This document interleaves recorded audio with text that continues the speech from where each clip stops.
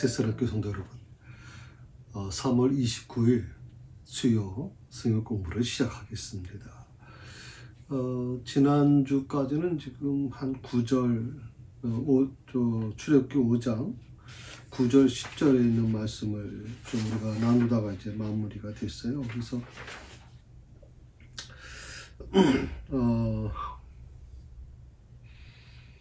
10절부터 이제 오늘부터 좀 이제 풀어갈 텐데, 지금 앞으로 이제 우리가 공부할 부분은 그렇게 좀 천천히 나갈 이유는 없다고 생각이 들어요. 그래서 좀 중요한 그런 문구들이라든지 단어들을 중심으로 해서 좀 빨리 전개하도록 그렇게 하겠습니다. 우선 이제 5장 10절에서 12절에 있는 말씀을 한번 같이 보실까요? 예. 자, 같이 한번 10절에서 12절까지입니다. 같이 읽읍시다. 백성의 감독들과 기록원들이 나가서 백성에게 말하여 이르되, 바로가 이렇게 말하기를 내가 너에게 집을 주지 아니하리니 너희는 집을 찾을 곳으로 가서 주우라. 그러나 너희 일은 조금도 감하지 아니하리라 하셨느니라. 백성이 애굽의 온 땅에 흩어져 곡초 그루터기를 거두어다가 집을 대신하니.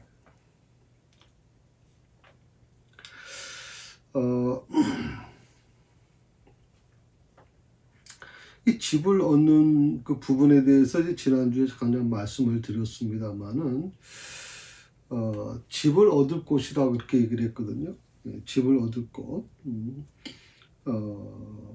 집을 찾을 곳이라고 그렇게 얘기를 했어요. 집을 찾을 곳으로 가서 주우라라고 얘기하거든요.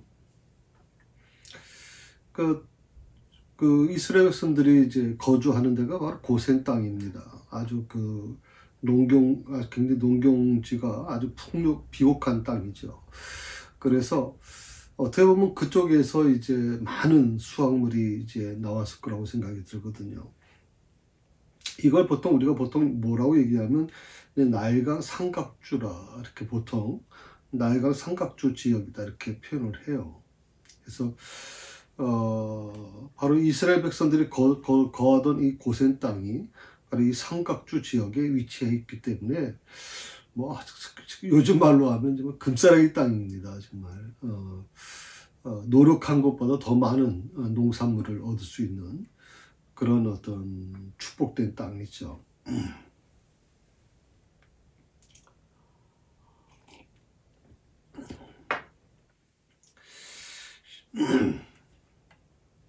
그 12절에 이제 보게 되면 백성이 애굽 온 땅에 흩어졌다 이렇게 얘기를 하거든요. 애굽의 온 땅에 흩어졌다.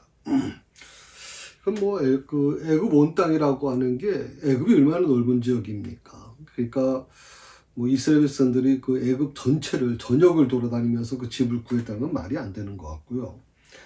이 애굽 온 땅이라고 하는 표현은 애굽 전역이 아닌 고센 땅을 중심으로 한 아주 삼각주 지역일 것이다 라고 그렇게 전문가들은 얘기를 합니다. 삼각주 지역. 그거를 이제 애굽 온 땅이라고 하는 표현을 썼어요. 그러니까 어떻게 보면 그 출애굽기를 기록한 그 저자가 온 땅이라고 하는 표현을 통해서 비록 그것이 애굽의 전체가 아닌 고센 땅을 중심으로 했지만, 그럼에도 불구하고 이스라엘 백성들이 굉장히 아주 힘든 이 고역이 굉장히 힘들다는 표현을 지금 애굽 온 땅이라고 하는 말로 그렇게 기록한 것 같습니다. 특히 여기 보면 이제 온 땅에 흩어져라고 그랬거든요. 그러니까 온 흩어진다라고 하는 뜻은 이제 그 히브리어 원에 보게 되면 산산이 부수다라고 하는 뜻이 있어요. 산산이 부수다. 그러니까 이거는 여러분 한번 이 말씀을 한번 듣는 순간 흩어져라고 하는 말을 할 때는 그렇게까지 심각하게 느껴지질 않는데, 이 흩어져라고 하는 이 단어가 이제 히브리어 원어에 보면 산산이 부서진다라고 하는 뜻이 있으니까, 이스라엘 백성들이 이 집을 구하기 위해서 여기저기 흩어져서 분주하게 다니는 모습을 좀 보여주는 거라고 생각을 합니다. 산산조각 깨어질 정도로, 산산이 부서질 정도로 정말 이스라엘 백성들은 몸이 부서져라 이제 일을 했다는 뜻입니다. 이 이삽줍기가 이 집을 얻는 것이 결코 쉬운 일이 아닙니다. 지난주에도 잠깐 말씀을 드렸지만, 이거는 아마 이스라엘 백성들이 이 벽돌 굽는 데는 아주 탁월한 기술을 갖고 있었는데, 집을 얻는 부분은 다 노예 민족이 아마 구해서 제공해 줬을 거다 하는 말씀을 제가 드렸던 것 같습니다. 그 다음에 뭐라고 하냐면, 이제 이스라엘 백성들이 애굽 온 땅에 흩어져 곡쳐 그루터기를 거두어다가, 곡쳐 그루터기라고 표현을 했어요. 그러니까 이 표현을 이제 지난주에 잠깐 설명을 드렸습니다만, 애굽의 추수 방식이 지금의 우리의 추수 방식하고 좀 다르죠. 우리의 추수 방식은 어떻습니까? 요즘의 추수 방식은 기계로 해서 밑둥까지 잘라내면서 나오지 않습니까? 그러면 나라를 따로 모이고, 알곡은 따로 모이고, 그 대는 따로 이제 돼서, 이제 여러분 들판에 가시게 되면 하얀 천으로 이렇게 둘둘둘 마른 둥그런 것들 있죠. 저게 들판에 왜 저게 있나 하는 것 같지만, 이제 비가 새지 말라고 그렇게 이제 해놓고 있습니다. 그러니까 애굽의 그 추수 방식이 곡식의 줄기 밑둥까지 자르는 것이 아니기 때문에, 곡식의 이상만 잘라냈다고 제가 말씀드렸잖아요. 그래서 추수 후에는 그 줄기가 그대로 남아있단 말이에요. 따라서 이스라엘 백성들이 이 곡초 줄기를 잘라 거두어서, 자르는 것도 굉장히 힘들잖아요. 여러분 우리 요즘은 농사를 별로 안 짓잖아요. 그러나 특히 농사 짓는 분들 보면 이 수확하는데, 요즘 기계로 많이 수확하지만 얘는 손으로 할 때는 정말 힘들었거든요. 밑둥부터 잘라내는 작업이 보통 힘든 게 아닙니다. 그래서 그 곡초 줄기를 잘라다가 그것을 다시 벽돌로 만들기 위해서 집으로 잘게 썰어야 되거든요. 것 자체가 굉장히 시간을 요하는 것이고, 또 많은 노동을 요하는 것이란 말입니다. 특히 애굽이라고 하는 이 더운 지역에서 굉장히 힘들 수밖에 없는 거죠. 그래서 그러니까 단순히 집이라고 하는 이 표현이 단순히 어떤 땅에서 수고한 지푸라기 정도가 아니라, 이것을 가져다가 잘게 써는 겁니다. 잘게 썰어야죠. 그래야 그 벽돌과 섞을 수 있잖아요. 그렇게 작업에 용이하도록 만드는 것. 그러니까 한번 생각해 보세요. 나가서 그 집을 구하기 위해서 밑둥부터 잘라서 또 그걸 또 운반해 가지고 또 그것을 가져다가 또 다시 아주 작게 또 집을 또 썰게 되면 참 그것 자체만 해도 정말 하루 종일 걸릴 거예요. 계속 시간이 정신이 아마 굉장히 많이 걸릴 텐데, 참 이런 부분이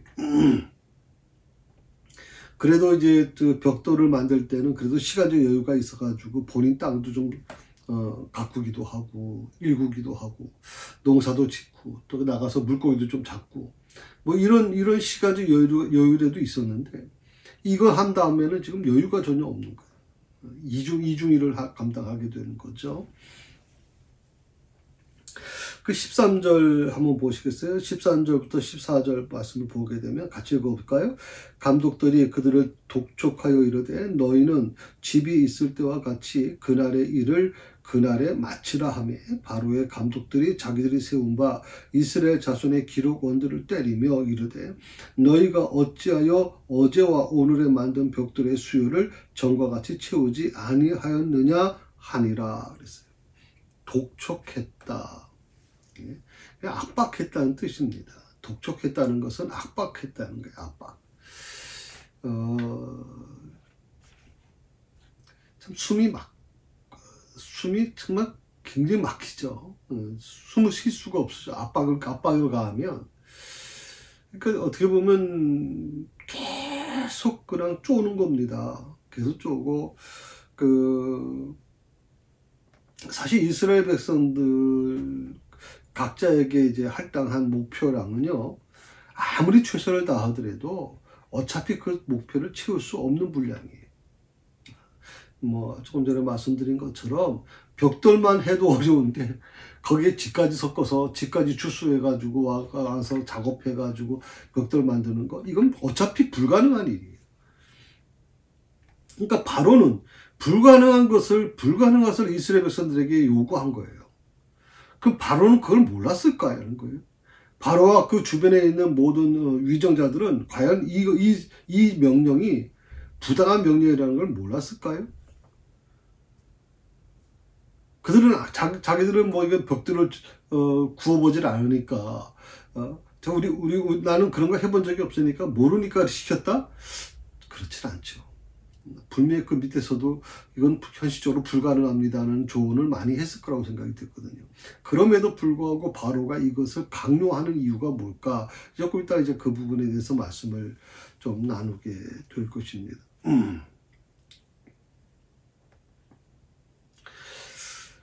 그러니까 이스라엘 백성들이 할당된 양의 벽돌을 채우지 못하게 되니까 애굽의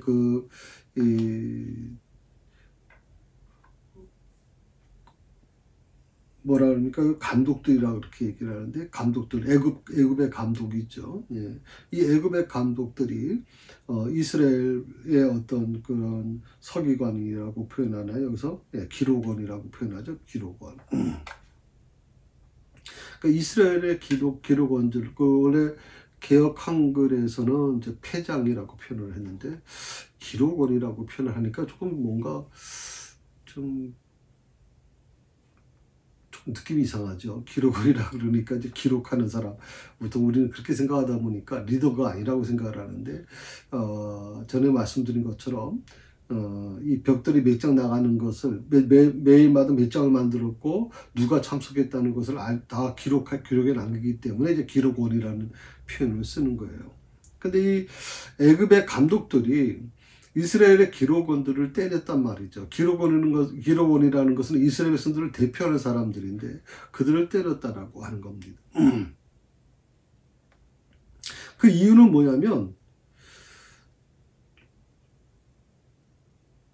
벽돌을 생산하는 양이 전보다 줄었다라고 하는 것을 트집 잡는 거예요.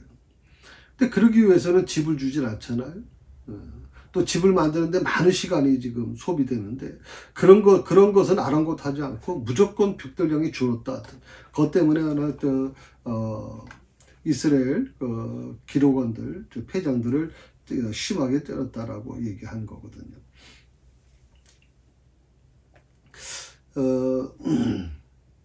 여기서 매질을 했다라고 하는 것은요,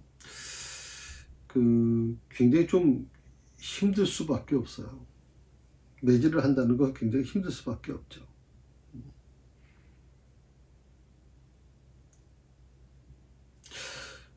이렇게 어떻게 보면 굉장히 매질을 당하고 나니까, 어떻게 보면 이스라엘 백성, 성급한 이스라엘 백성들 같은 경우에는 인간적인 판단으로 모세와 아론을 원망할 수밖에 없었던 거죠.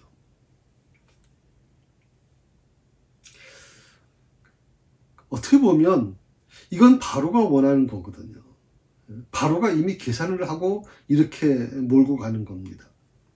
그렇게 압박을 함으로 인해서 이스라엘 백성들이 그 원망을 애굽이 아닌 바로 모세와 아론에게, 이스라엘의 지도자들에게 향할 것이라고 그렇게 판단한 것이죠. 사실 이 바로 이 땅의 그 잔혹한 방해 공작 얼마나 집요합니까, 정말. 뻔히 그걸 알면서도 벽돌 줄었다고 그런 매질을 하는데 참 안타깝죠. 좀 이런 모습들을 보면. 그런데 이 방해 공작에 많은 이스라엘 백성들이 넘어가게 돼요. 그러니까 어떻게 보면 모세도 그렇고 아론도 그렇고 그다음 외의 지도자들도 야, 이렇게 이스라엘에서는 뭐 전체가 막 원망에 사무쳐고, 또 뭐, 그 기록원들, 패장이라고 불려졌던 기록원들은 맨날 얻어맞구나. 맨날 피투성에 대해서만 들어오지 않겠습니까? 근데 그걸 지켜보는 또 이스라엘 백성들, 가족들, 정말 뭐 원망에 사무칠 수밖에 없는 거예요. 그 원망을 바로 이제 모세와 아론에게 하는데, 사실 모세와 아론에게 하는 이유가 뭐예요? 결국 하나님께 하는 거 아니에요. 이 모든 것을 하나님이 지시하셨다고 생각을 하니까.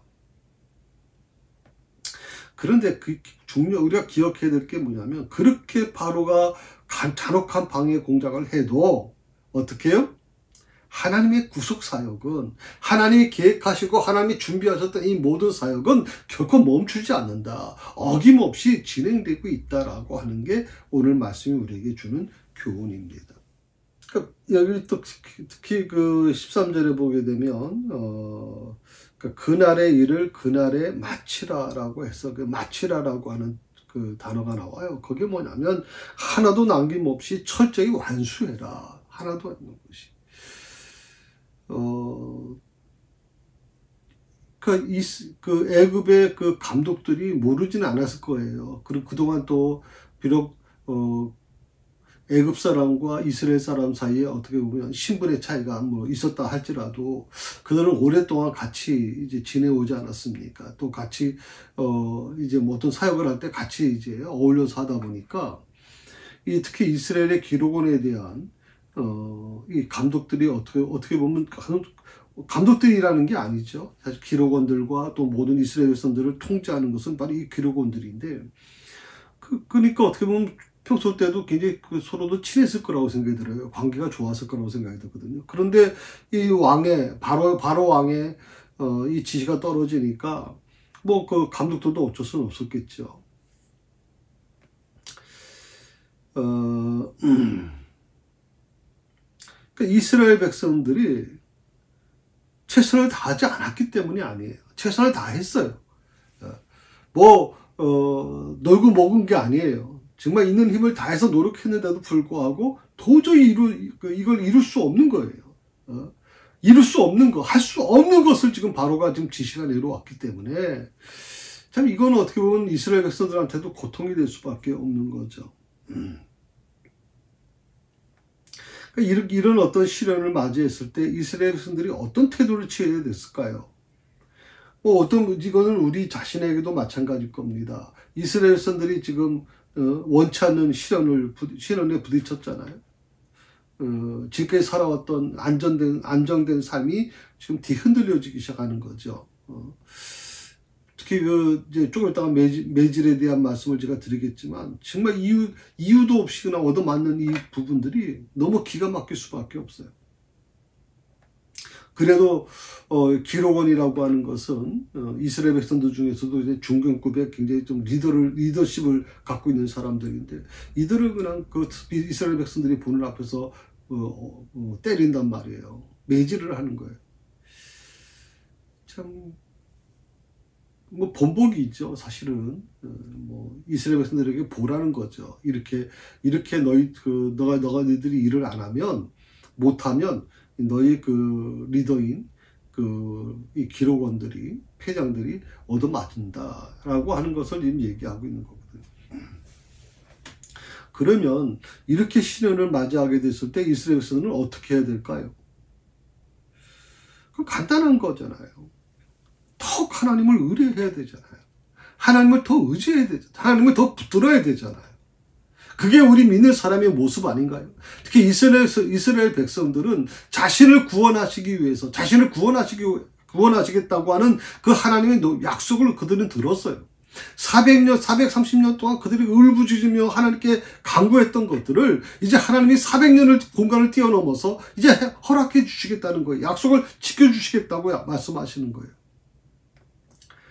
그런데 조금 시련을 맞으니까 정말 하나님을 더 붙들고 하나님 정말 내가 하나님을 더 붙들겠습니다. 이 고난을 이길 수 있도록 제게 힘을 주십시오라고 해야 되는데 이들이 어떻게 됩니까? 그러니까 또 애굽의 속박에서 벗어나기 위해서 더욱 심려를 기울여야 되는데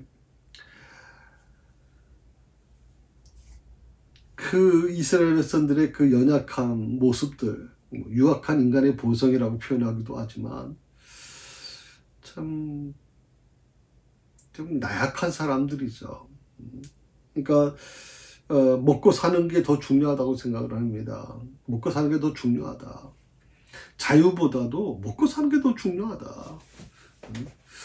우리가 생각할 때는 빵보다도 자유가 더 중요하다고 생각할지 모르지만, 현실 그 안에 들어가서 보게 되면 그들은 빵이 더 중요하다고 생각하는 거예요. 지금 먹고 사는 게 더 중요하다는 거예요. 그러니까 이 자유라고 하는 것은 막연한 생각밖에 안 돼요. 그냥 막연한. 우리가 노력한다고 이루어지는 게 아니라 자연스럽게 이루어지는 것이다라고 생각을 하는 거예요. 자유를 얻기 위해서 얼마나 많은 희생이 치러져야 되고, 얼마나 많은 헌신이 필요한지에 대해서는 그들은 상관없어요.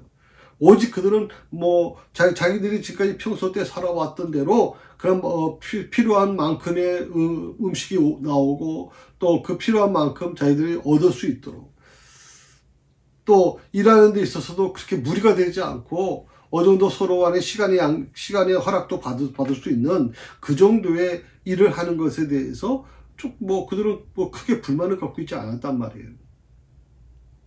그런데 이스라엘 백성들이 이 자유에 대한 개념을 지금 아직 이해를 못하는 거예요. 자유. 그들이 이 400년 가까이 애굽의 노예 생활을 하면서 이 자유를 위해서 정말 울부짖으며 하나님께 기도했단 말이죠. 그리고 하나님이 그 자유에 대한 열망으로 뜨겁게 기도하는 부르짖는 이스라엘 백성들의 그 부르짖음을 들으셨다라고 말씀하시는 거거든요. 그런데 이 자유를 위해서, 어떻게 보면 자유를 얻기 위해서 많은 것을 희생할 수밖에 없고, 또 그 투쟁하는 것이 결코 쉬운 일은 아닐 거란 말이죠. 그런데 그 자유를 위한 투쟁보다는 뭘 택합니까? 그냥 안일한 굴종을 택하는 거예요. 그냥 이렇게 힘든 시간을 보내고 싶지 않다. 왜 우리가 이렇게 힘든 시간을 보내야 되느냐? 그 전에는 벽돌만 구우면 됐어. 집을 만드는 건 다 줬으니까. 그러니까 우리는 벽돌만 만드는 기술이 있으니까 벽돌 만들어서 그 정해진 횟수만 채워주면 되는데, 왜 대체 모세와 아론이 와가지고 지금 우리를 구원한다, 자유를 준다 하면서 이렇게까지 힘들게 하느냐? 우리는 지금 당장 먹고 사는 게 중요하다라고 보통 이제 모세와 아론에게 얘기하는 거예요. 그러니까 얼핏 보면 이 바로의 강정책이 주요한 것처럼, 마치 그것이 이루어진 것처럼 느껴질 수 있어요. 바로의 이 강경책. 참, 저도 이제 목회를, 새사랑교회를 좀 이끌고 가지만 가장 큰 고민이 뭐냐면 바로 이 부분이에요. 이 진리 안에서의 자유. 그 새벽 기도를 그래서 이제 체크하지 않고, 여러분 아시고 저는 강대를 십자가를 쳐다보고 기도하니까 누가 왔다 가는지도 몰라요. 또 앞좌석에 앉아 계신 분들도 앞에서 기도하시는 분들은 누가 왔다 가는지도 몰라요. 왜냐면 정말 어두컴컴하기 때문에 잘 모른단 말이죠. 그러면 오직 이 부분이 그 하나님과 나와의 관계거든요. 목사의 눈치를 볼 필요도 없고 오직 하나님과 나와의 관계인데, 여기서 저는 이런 생각을 좀 해봤어요. 지금 당연히 나와서 기도해야 될 사람이 기도하질 않아요. 물론 여러 가지 이유가 있을 수 있습니다. 그런데 한편으로 제 마음속에는 내가 자유를 준 건데, 기도에 대한 자유, 진리 안에서 자유인이 되라 그래서 새벽 기도도 자유롭게 해주고 뭐든지 자유롭게 지금 모든 걸 해왔는데, 그러다 보니까 완전히 지금 신앙이 무너진 것인가 하는 생각을 좀 제가 하게 돼요. 그러면서 어떤 생각이 드냐면, 아까 말씀드린 것처럼 이 바로가 압박을 하니까 정말 도저히 불가능하고 도저히 할 수 없는 일인데, 할 수 없다는 걸 그들도 알 텐데 그럼에도 불구하고 계속 압박을 하니까 어떻게 돼요? 그게 통하더란 말이죠. 사실은 그 순간에는 통하더라. 이스라엘 백성들이 그 바로의 압박을 통해서 바로를 원망해야 되잖아요. 그 압박을 하는 바로를 원망하고, 그리고 자기 이스라엘의 중간 리더인 바로 이 뭐 패장이라고 불려지기도 하고 기도원이라고 불려지는 이 사람들이 그 매맞는 걸 보면서 많은 걸 느낄 수밖에 없어요. 많은 걸. 자, 14절의 말씀에 보게 되면요.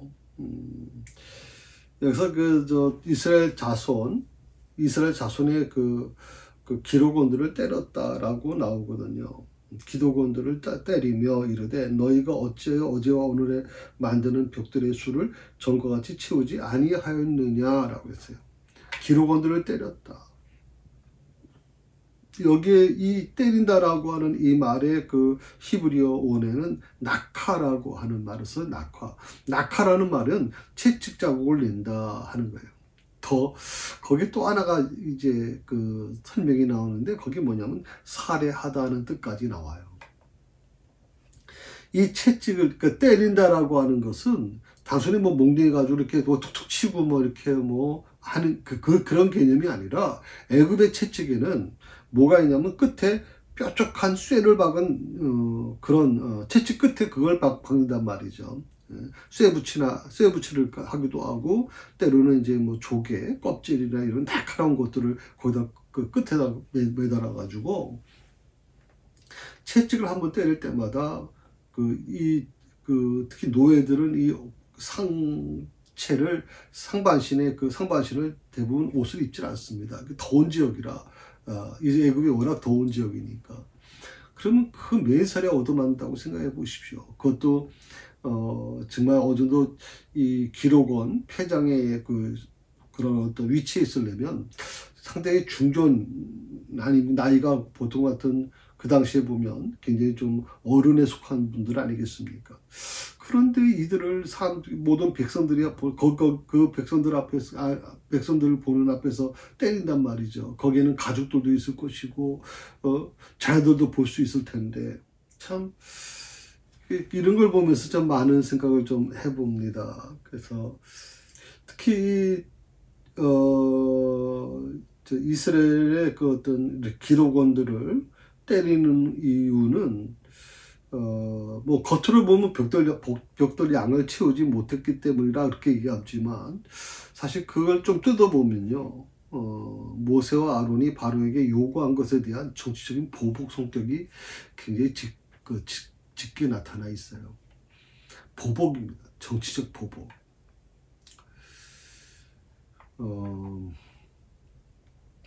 사실은 겉으로 볼 때는 그렇지만 이제 안으로 보면 이제 이런 건데 사실 우리 안에도 이런 것들이 많아요. 지금 뭐 정치하시는 분들도 그렇고 교회 안에서도 그렇고 이런 어떤 정치적인 보복 성격이 굉장히 하여튼 짙게 두려워지는 것들이 많이 있죠. 특히 교회 안에서도 이런 부분이 많아요.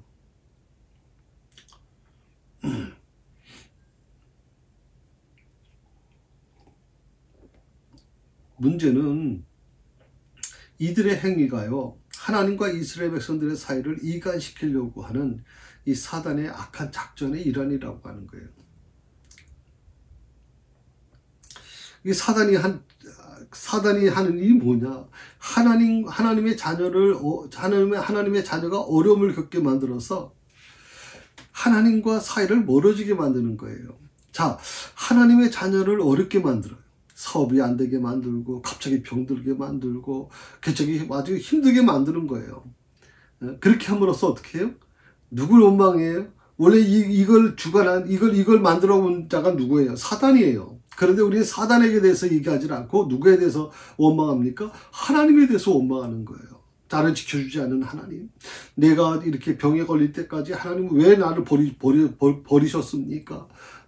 왜 사업이 이렇게까지 어렵게 됩니까? 왜 내 사랑하는 자녀가 이런 어려움을 겪어야 됩니까?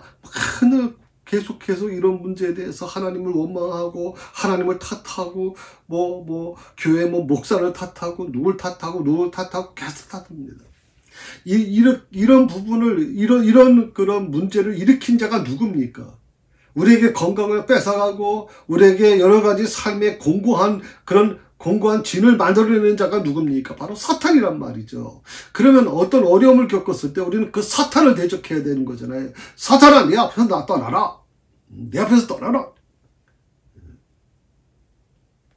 예수님도 바로 그것을 명령하지 않으셨습니까? 하나님을 시험하지 마라.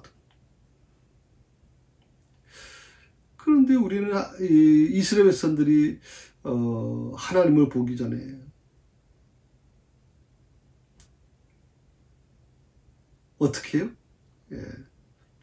바로에 대한 부분을 얘기하지 않고 하나님에 대해서 그 원망을 돌리고 있단 말이죠. 그러니까 어떻게 보면 이 출애굽기서는요. 그래서 저는 굉장히 우리의 삶과 굉장히 닮았다고 생각을 해요.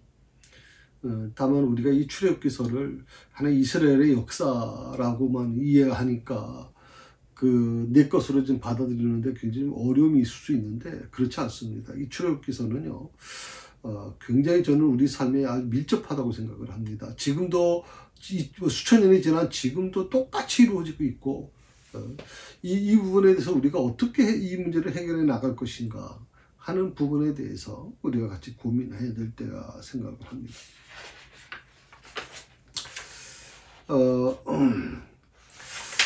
참 기가 막힌 거예요. 그러니까 이스라엘 자손들의 그 기록원들은요, 애굽의 그 감독자들에게 노예 취급을 당하면서 그 동족에게 다시 또 노예를 다루듯이 다그쳐야 되는. 이 바로가 참 기가 막힌 전략을 짠 거예요. 이스라엘 백성들의 지도자들이, 기록원들이 도리어 자기 백성들을 위해서 더 다그치면서 하니, 원망이 또 누구한테 가겠어요? 원망이. 그럼 결국에는 서로들 뭐 싸우고 서로들 불만 갖고 감정 뭐 충돌되고, 결국에는 바로가 원했던 게 바로 이런 거죠. 사탄이 원하는 게 바로 이런 거예요. 목사와 장로가 서로 갈등하게 만들고, 같은 뭐 교인들끼리 서로 갈등하게 만들고, 교회를 어지럽게 만들고 미워하게 만들고, 어저께까지 막 권사님, 집사님 같이 눈물 흘리면서 같이 예배를 드리던 분들이 어느 순간인가 갑자기 원수가 돼가지고 막 적으로 생각하지 않아요? 타도할 적으로 생각한단 말이죠. 너무 마음이 아파요. 그런 거 보면. 우린 같은 그리스도의 자녀인데, 주님의 자녀들인데, 택하신 자녀들인데, 피값을 주고 사신 분들인데, 우리가 왜 서로들 미워하고 서로들 다퉈야 되는지 이해를 못하겠단 말이죠. 그러니까 나를 시험하게 만들고, 내가 지금 마음이 힘들어요. 자꾸만 내가 하고 싶었던 것들은 잘 안 되고, 자꾸만 시험거리가 많아요. 그러면 뭘부터 생각해야 돼요? 예, 나에게 이런 마음을 주는 사탄을 대적해야 돼, 사탄을. 사탄아, 물러가라! 그렇게 말씀하셔야 돼요, 여러분. 명령하셔야 돼요. 그런데 사탄에 대해서 한마디의 말도 안 하고, 그냥 하나님에 대해서 원망하고, 목사에 대해서 원망하고, 영적 지도자들에 대해서 원망하고. 중요한 것은요,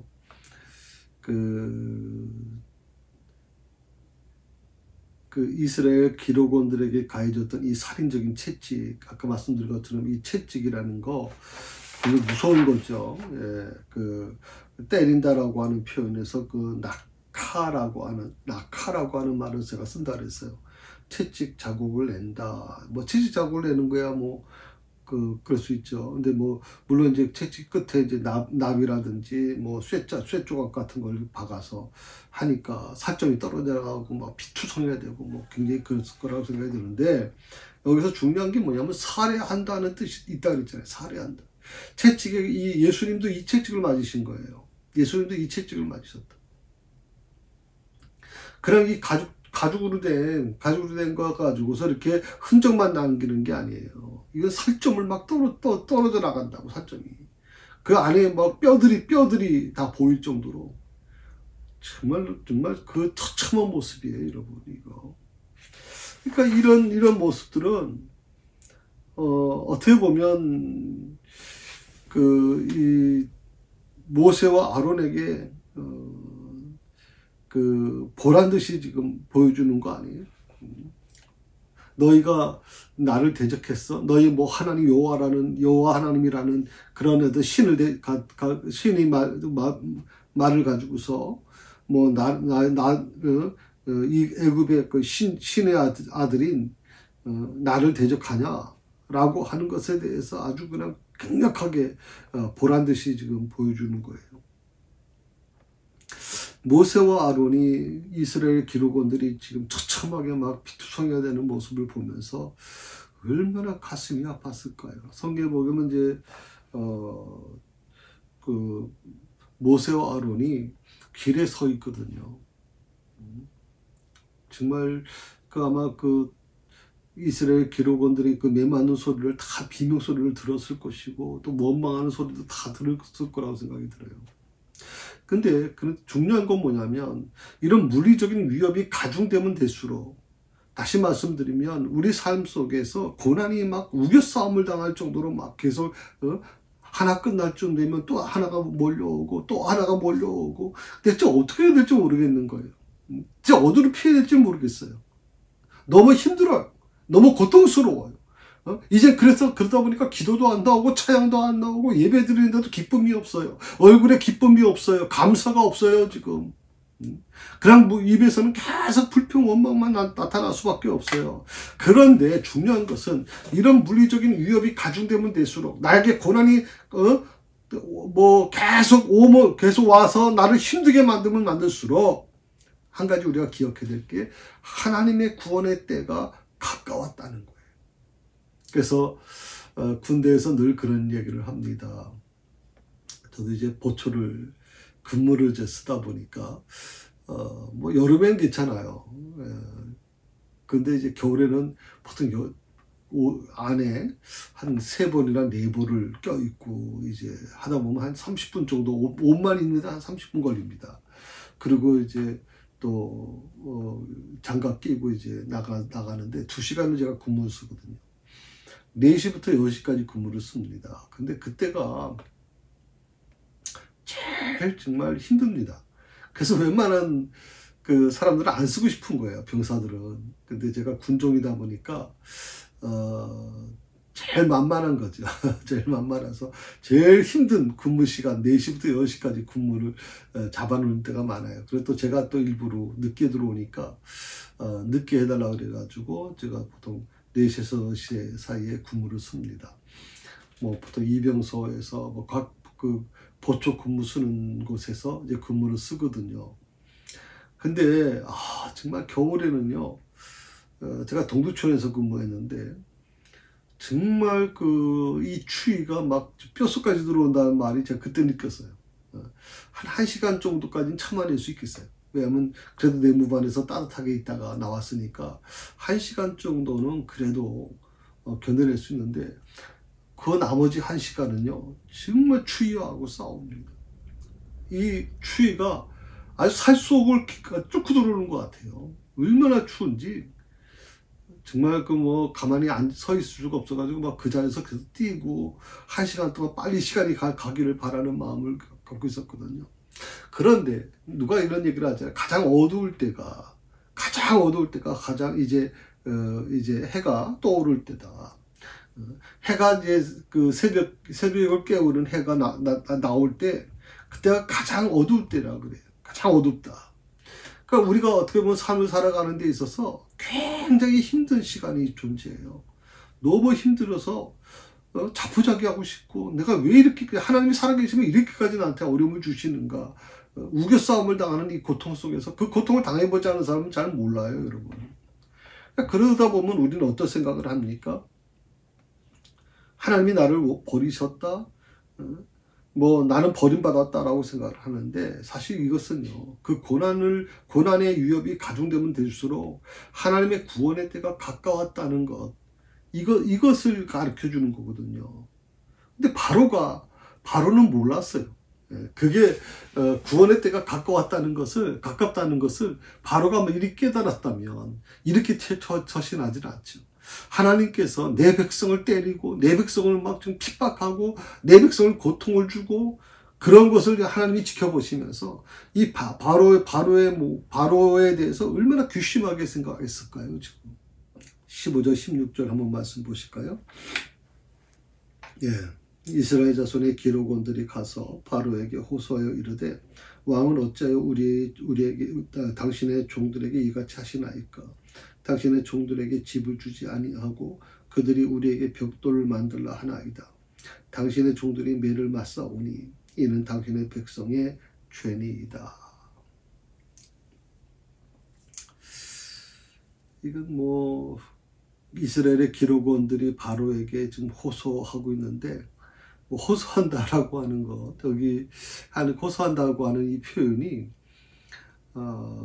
원래 그 의미는 울부짖는다는 겁니다. 그러니까 아마 이스라엘의 그 기록원들이 모세 앞에 찾아가서 정말 막 흐느껴 울었던 것 같아요. 엉엉 울었겠죠. 엉엉 울었겠죠. 너무 서글픈 겁니다. 우리는 최선을 다해 지금 살아왔고 최선을 다해서 바로를 섬겼다고 생각하는데 왜 이렇게까지 우리를 고통스럽게 합니까? 하면서 이거 보면 뭐 이스라엘 기록원들이 바로에게 직접 호소했다. 아니 어떻게 그럴 수가 있냐? 어떻게 바로 앞에 노예들이 그 앞에 찾아갈 수 있겠느냐라고 생각할 수 있습니다. 그런데 당시의 법이 예굽의 법이 참 그래도 열려 있었어요. 그것은 비록 노예라 할지라도 바로에게 직접 억울함을 호소할 수 있었다라고 기록에 나와 있거든요. 그런 거 보면 애굽이 꽉 막힌 것만은 아니에요.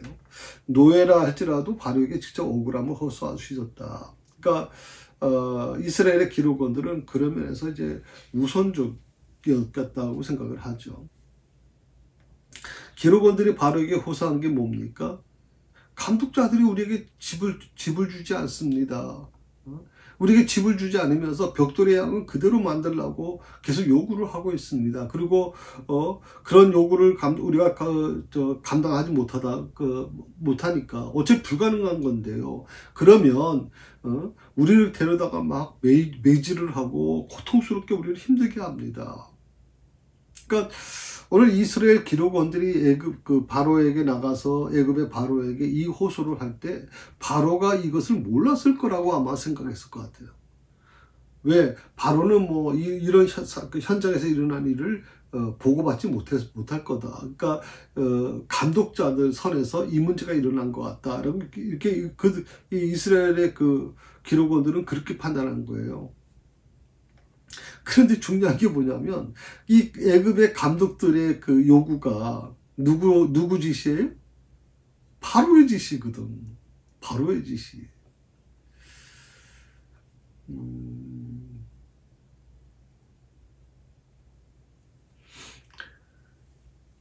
참 많은 생각을 좀 하게 만드네요. 많은 생각을 좀 하게 만드네요.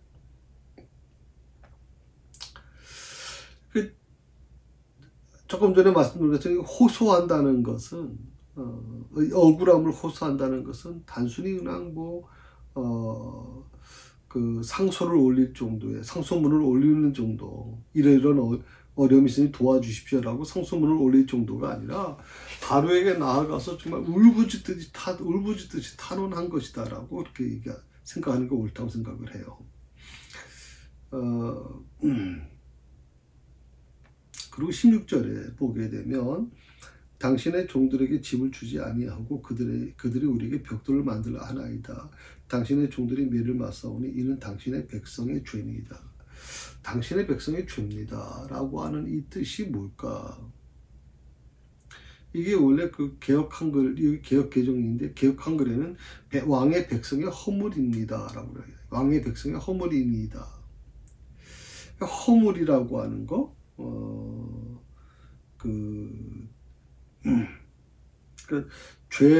죄라고 하는 것, 그 개혁 개정판에는 죄라고 표현했는데 개혁 한글판 전 번역에는 허물이라고 얘기를 하고 있거든요. 이 허물에 해당되는 히브리어가 이제 하타트라고 하는 그런 그 히브리어가 단어인데 이 뜻이 뭐냐면 목에서 비나간다. 실수한다, 죄를 짓는다. 그래서 아까 새로 번역되는 우리 개혁개정판에는 죄라고 표현했죠. 당신의 백성의 죄니이다. 죄라고 표현했어요. 그러니까 원래는 목표에서 벗어난다, 뭐 실수한다, 뭐 죄를 짓는다라고 하는 뜻이 세 가지 있는데 그 중에 하나가 죄를 짓는 거죠. 이 오늘 말씀 속에서 왕의 백성에게 당신의 백성이라고 표현했거든요. 그러니까 왕의 백성이라고 하는 이 표현을 썼는데 이 왕의 백성을 누구로 보느냐에 따라서 두 가지 해석이 가능하다고 하는 겁니다. 첫 번째는 왕의 백성을 애굽의 감독으로 볼 거느냐 보는 경우예요. 그러니까 왕의 백성을 애굽의 감독으로 보는 경우. 그러니까 애굽의 감독들이 우리를 부당하게 구타하나이다 하는 뜻이 되는 거고요. 애굽의 감독들이 우리를 부당하게 구타하나이다. 또 두 번째로 왕의 백성을 이스라엘로 볼 경우에 왕의 백성을 이스라엘로 볼 경우에는 당신이 혹은 당신의 백성에게 이런 순환이 닥친다는 것은 당신께 불명예스러운 일입니다. 우리는 당신에게 속한 자입니다. 당신을 섬기는 자들인데 당신의 백성에게 이런 순환이 닥친다는 것은 당신께 불명예스러운 일입니다. 라고 하는 뜻이 있습니다. 그러니까 이건 학자들마다 조금 다릅니다. 그러니까 왕의 백성, 당신의 백성이라고 표현하는 속에서 누구를 보느냐, 왕의 백성을 누구로 볼 것이냐, 두 가지 해석이 가능하다고 그랬어요. 네, 왕의 백성을 애굽의 감독으로 볼 경우에 애굽의 감독들이 우리를 부당하게 구타합니다라고 하는 뜻이 되는 거고, 또 왕의 백성을 이스라엘로 볼 경우에는 당신이 바로가 예를 들어서 당신의 백성에게 이런 순환이 닥친다는 것은 당신께 불명예스러운 일입니다라고 하는 뜻이 된다라고 하는 겁니다. 오늘 좀 16절까지 지금 우리가 공부를 했어요. 그래서 다음 주에 이걸 이제 완전히 마무리를 좀 했으면 좋겠어요, 여러분. 그래서 좀 빨리빨리 전개해 나가도록 지금 그렇게 하겠습니다.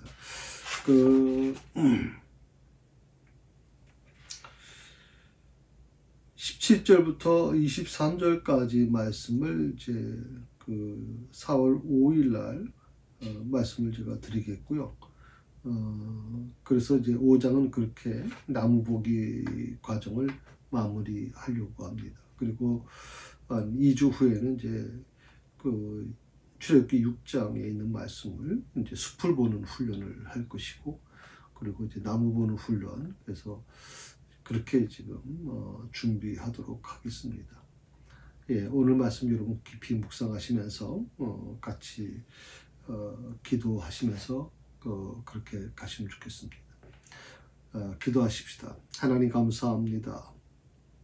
오늘도 주신 말씀을 저희가 우리의 삶의 양식으로 적용할 수 있도록 도와주시고, 이 말씀에 온전히 우리가 순종하며 내 삶에 다가오는 모든 역경들, 고난들, 때로는 이해할 수 없는 일들, 나를 얽어매고 있는 일들, 나를 구렁텅이로 빠뜨리려고 하는 모든 일들, 그런 일들을 우리가 만나면서 과연 우리는 누구를 먼저 보는가?